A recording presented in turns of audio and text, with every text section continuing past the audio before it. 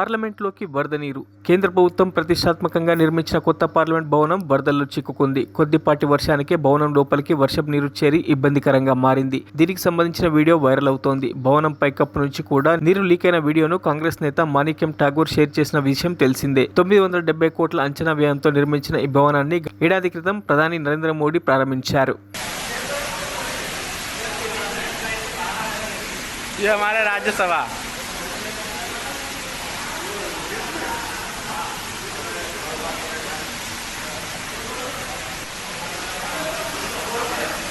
खोल दिया